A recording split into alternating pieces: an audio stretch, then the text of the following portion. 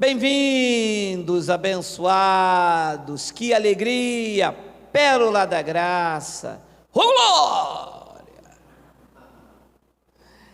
O tema dessa pérola da graça é a vinda do Senhor. Antes de lermos o texto, deixa eu dizer uma coisa para vocês. Existe um abençoado aí, um canal no YouTube, que afirmou com todas as letras que Jesus iria arrebatar a igreja dia 8 de abril. Já estamos no dia 9. Você está vendo esta gravação no dia 9. A não ser que eu estou aqui sozinho e vocês estão no céu ouvindo esta palavra. Meu amado, por que é que as pessoas insistem nesse engano, nesta ilusão futurista, neste engano doutrinário de que Jesus vai voltar, vai arrebatar? Olha a peste bubônica, olha a peste... não sei quantas pestes a cada situação. Por que é que então eles que insistem e dão, vocês devem conhecer, eu não vou dizer nome de canal, nem o nome da pessoa, porque eu não estou contra a pessoa, não estou contra nada disso, só que as pessoas ficam presas a essa falsa esperança, e depois eles ficam mandando para mim, no meu WhatsApp, sobrecarregando aqui, entendeu? Perguntando, mas o que aconteceu? Ele não veio, mais um erro. Todos os erros vão acontecer dessas pessoas que falam, ele vai vir hoje, vai vir em dezembro, vai vir em fevereiro, é a videira que está florescendo, é o tempo da tribulação, é 2021, é 2022. Meu amado, deixe eu lhe dizer uma coisa, quem prometeu voltar foi o Filho do Homem, Jesus de Nazaré, e ele viria para julgar o seu povo, Israel. O Cristo ressuscitado é a manifestação para a igreja dos gentios, que somos nós. Não há julgamento para a igreja foi absolvida. Nas palavras de Paulo, a igreja foi justificada pela graça, pelo favor imerecido. Não fizemos nada por merecer, e ele disse, vocês estão justificados, sobre a vida de vocês não há nenhuma condenação. Mas as pessoas se apegam a passagens da Bíblia, que já teve o seu cumprimento profético. Daqui, a única coisa que observamos são os ensinos doutrinários que foram revelados a Paulo. João, na ilha de Patmos, chamou de evangelho eterno. Então, o evangelho eterno é que tem que ser pregado e vivido. Não há lei, não há lei. Já disse no outro vídeo, nos dias de Paulo, nos meus dias, e daqui a 100, 200, 300, direto. Não existe isso, não existe dogma, não existe ordenança, tudo isso foi cancelado. E as demais coisas da Bíblia devem ser observadas como ensino, para ver como aquele povo vivia, como eles erraram, tropeçaram. Então, a igreja atual se alimenta da ignorância. A igreja tradicional não se alimenta da verdade de Deus, porque a verdade de Deus não gera liberdade para as pessoas, e eles precisam fomentar o engano para botar medo. A igreja tradicional trabalha em cima do medo e do pânico, assim como está a notícia atual aí do vírus. As pessoas estão com medo de sair à rua, medo de abraçar o marido. A mulher já não quer beijar o velho já há muitos anos. Aí já arrumou desculpa agora do coronavírus. Ela não usa nenhuma máscara, já bota um travesseiro assim na frente, que é para não ver o velho. Abençoados, deixa eu lhe dizer uma coisa com sinceridade a você que está em graça comigo. Jesus, o Filho do Homem, já voltou. Ele não vai voltar mais. Esse entendimento não entra na mente do legalista, não entra na mente daquelas pessoas que empurram as passagens, as profecias da Bíblia para frente, e ficam empurrando, e deixam de viver a essência do Evangelho. Se eles têm convicção, igual esse abençoado aí, que disse, Iau, quem? Iau, disse para você que ele ia vir dia 8 de abril? Iau mentiu, meu amado? Já que você tinha certeza que ia vir dia 8 de abril, por que você não deu o seu carro, o seu dinheiro, a sua casa para as pessoas, para os pobres? Por que você não deu? Meu amado, triste e lamentável são as pessoas que seguem esse tipo de profeta, que não são chamados de profeta, porque disse que ia vir dia 8, já estamos no dia 9. Vamos ler. Irmãos, Epístola de Paulo, a segunda epístola de Paulo aos Tessalonicenses, eu vou ler bem devagar, eu nem vou ler daquele meu jeito não, saramandaia no tamanco, tá? Vou ler bem devagarzinho, igual padre. Segunda epístola de Paulo aos Tessalonicenses, capítulo 2, versículo de número 1. Irmãos, no que diz respeito à vinda de nosso Senhor Jesus Cristo e à nossa reunião com Ele, nós vos exortamos. Paulo está escrevendo aos Tessalonicenses. Isto é uma doutrina? Não. É uma conversa de Paulo com os Tessalonicenses. Há uma doutrina aqui para ser aplicada à igreja atual? Não. Paulo está se dirigindo à igreja do Brasil? Não. Tem alguma doutrina aqui que pode ser considerada eterna? Não. Então ele está tendo uma conversa com algumas pessoas. Essas pessoas estão em quarentena? Também não. Estão no Brasil? Não. Quem eram esses irmãos? De Tessalônica. Eles falam tanto de hermenêutica, eles falam tanto de exegese. Aprendi, viu, doutor? Viu? Mas o que eles apresentam é heresias.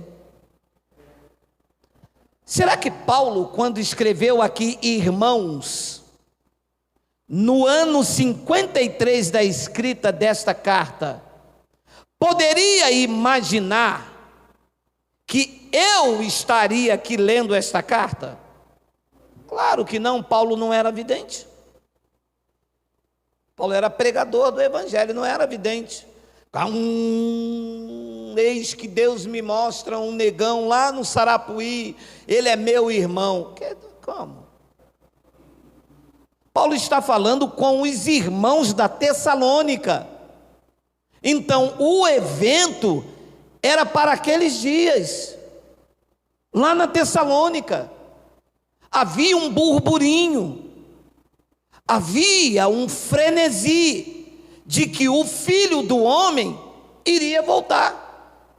A carta escrita no ano 53, e o Filho do Homem, Jesus de Nazaré, morreu no ano 33. Estavam dentro daquele evento, o acontecimento, a cada esquina, a promessa do juízo estava sendo falado. Por quê? Porque o Filho do Homem prometeu que iria vir nessa geração aí que Paulo está escrevendo. A expectativa era muito grande. Então vinha um e dizia: olha, a vinda do Senhor já aconteceu. Aí vinha outro e dizia: vai demorar. E este burburinho chegou na cidade de Tessalônica. E Paulo, então, está falando com eles.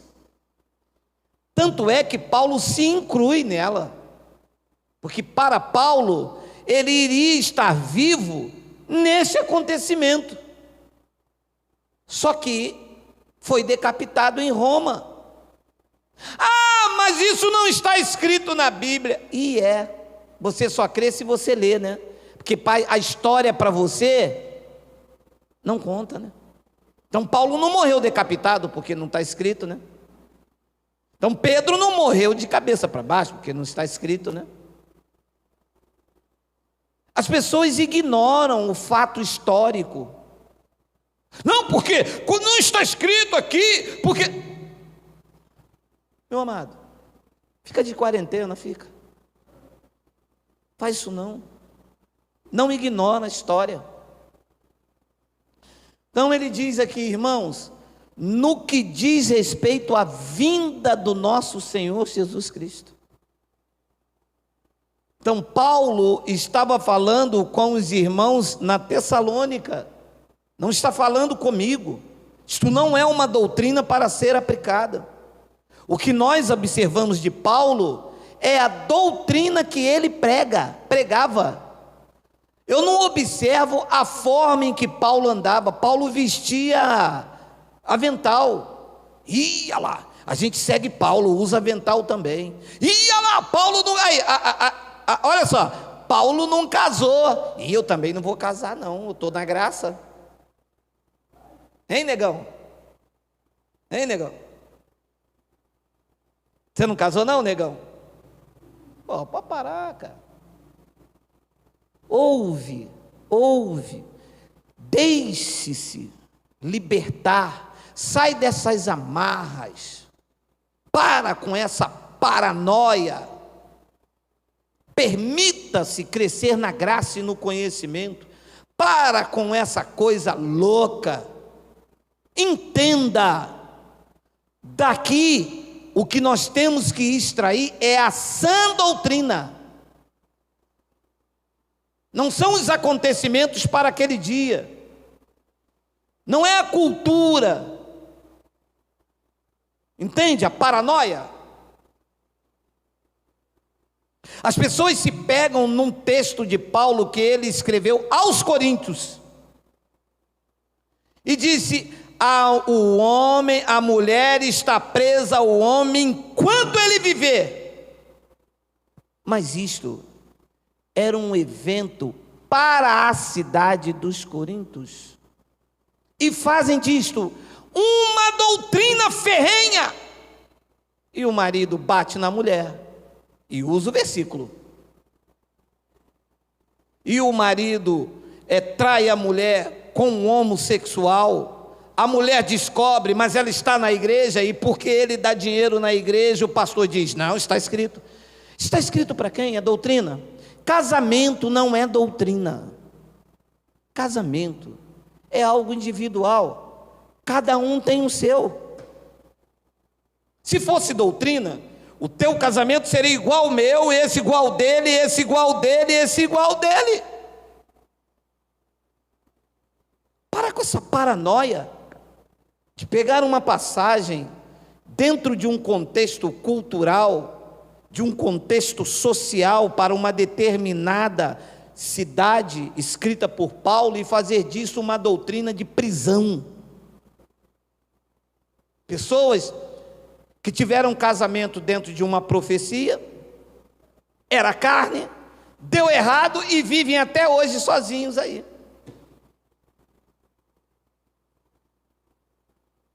Mas vamos ali, a vinda do Senhor. Então Paulo está escrevendo isso no ano 53 para os seus ouvintes. Paulo não está escrevendo isso aqui e dizendo assim, ele vai demorar a vir. Nós estamos no ano 53 do primeiro século, não é 1953, hein, irmão? Não adianta ligar para cá amanhã que eu dou em você com chikungunya, com tudo, hein? Chikungunya não, qual é o negócio agora? Coronas do Covid, hein?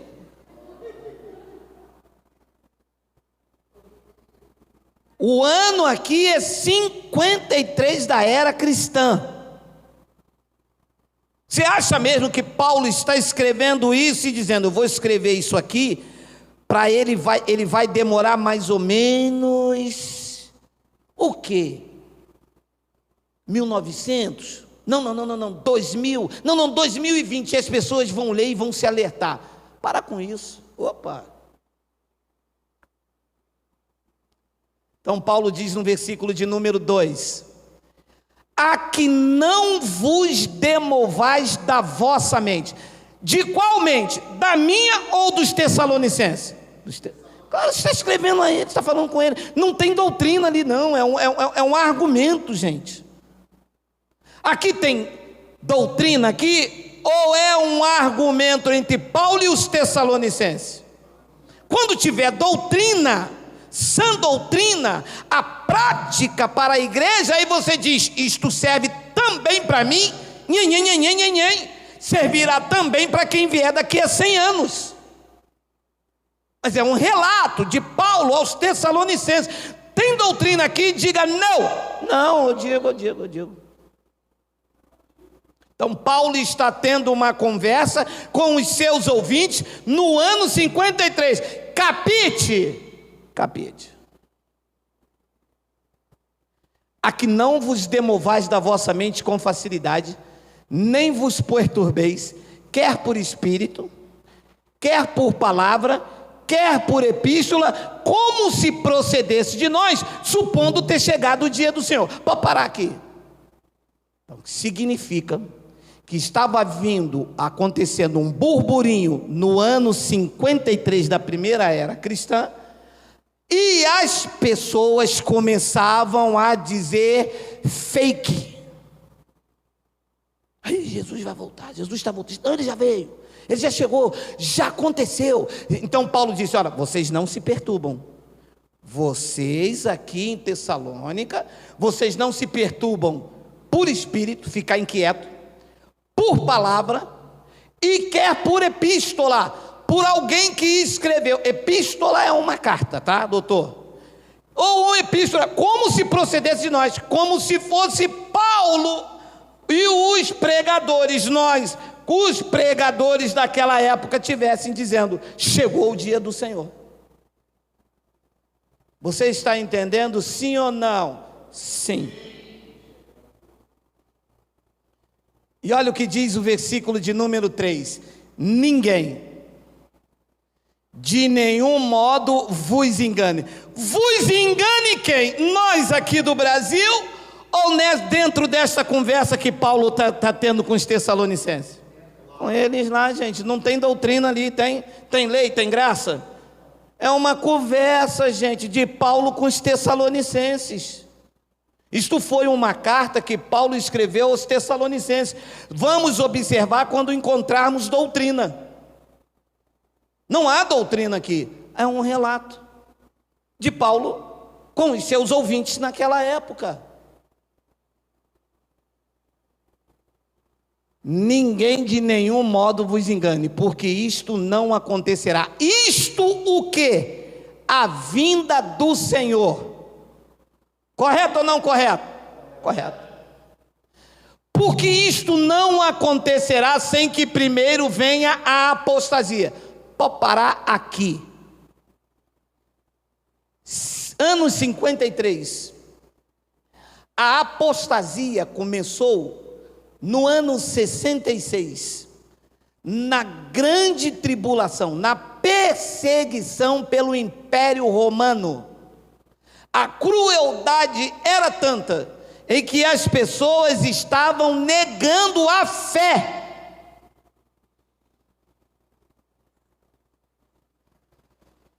Esse homem foi decapitado, mas não negou a fé. Ele disse: eu combati o bom combate, acabei a carreira, eu guardei a fé. Pedro foi crucificado de cabeça para baixo, mas não negou a fé. Havia também Antipas, a fiel testemunha, havia Policarpo, havia várias pessoas que passaram pela grande tribulação. E os outros? Muitos apostataram da fé, deixaram a fé. Aí ele diz: a vinda do Senhor, disse Paulo no ano 53, não acontecerá sem que primeiro venha apostasia. Agora leia, agora vem o choque de ordem. E seja revelado o anticristo. Mas eles dizem que é anticristo, ali está escrito o homem da iniquidade. Os professores da escola dominical e alguns pregadores de Quissuco, porque são pregadores de Quissuco, dizem que é o anticristo, mas ali diz que é quem? O homem. Diz que era um homem da iniquidade, o filho da perdição. Será que Paulo, quando escreve isso aqui, estava olhando e dizia: já sei, este homem será Bill Clinton? Será? Será que Paulo olhou para cá e disse: já sei, este homem vai ser... Não, aquele do Usain Bolt, né? Aquele que... Usain Bolt. Olha, gente, é porque eu falei que ia falar, mas dá vontade de sair por aqui dando uns terra, uns glória, uns rabanada. Então, Paulo diz: olha, a vinda do Senhor, falando com eles, não vai acontecer sem que primeiro, número 1, venha a apostasia, e seja revelado o homem da iniquidade, o filho da perdição. Aqui tem uma vírgula. Vamos continuar a conversa. O qual, olha, que o homem da iniquidade, o filho da perdição, diz que o qual o homem se opõe, é um diabo, opositor, é um adjetivo, e se levanta contra tudo que se chama Deus, ou é objeto de culto, e diz que o homem da iniquidade, o filho da perdição, a ponto de se assentar no santuário de Deus. Pô, parar!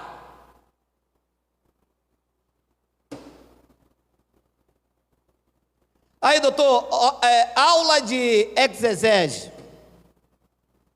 Ora, se a carta está sendo escrita no ano 53, aonde era o santuário de Deus nessa época aqui? Em Brasília? No Brás, vai, no Brás. Ah, já sei, em Belém, é isso?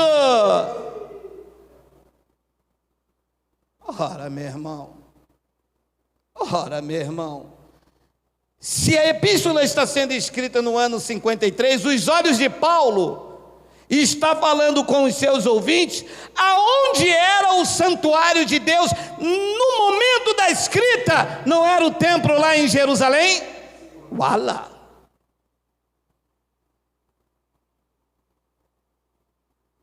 A pergunta que eu faço é: como é que esse homem vai se manifestar se o santuário hoje sou eu e é você? Ele vai sentar em mim? Em mim é ruim.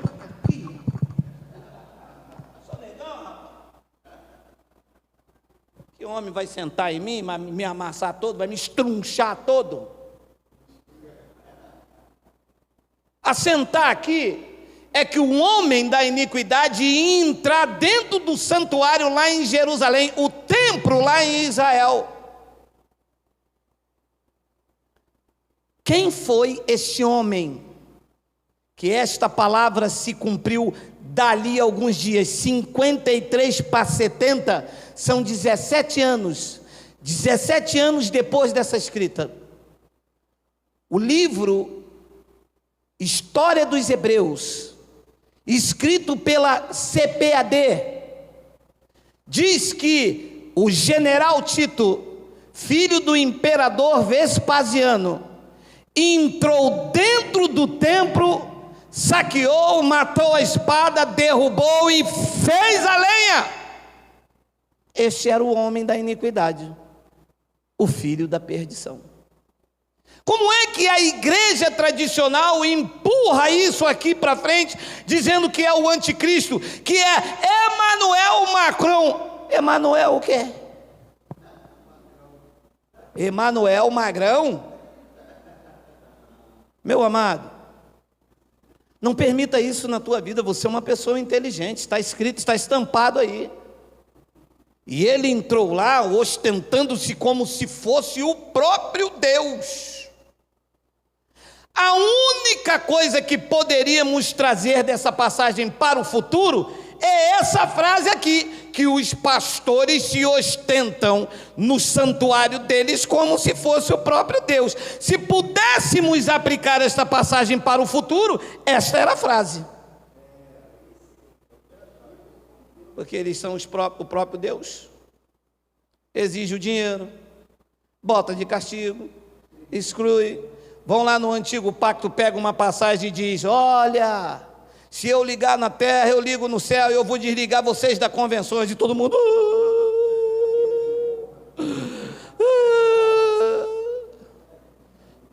Agora em dezembro nós vamos consagrar, dizem os pastores, né? Dizem os que se ostentam como próprio Deus, nós vamos consagrar aquele obreiro fiel. E fica aquela disputa, aquela carnalidade para quem sentar aqui. Eles gostam disso. Igreja cheia, 5.000 pessoas, e eles sentados aqui com aquela carinha deles.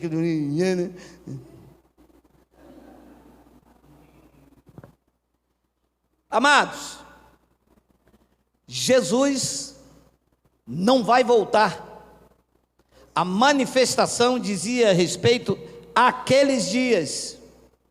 A manifestação era para eles. No ano 70, o templo caiu e o juízo começou pelo templo. Deus usou a espada de Tito, o filho da perdição, o homem da iniquidade. Ele entrou dentro do templo e fez o que fez.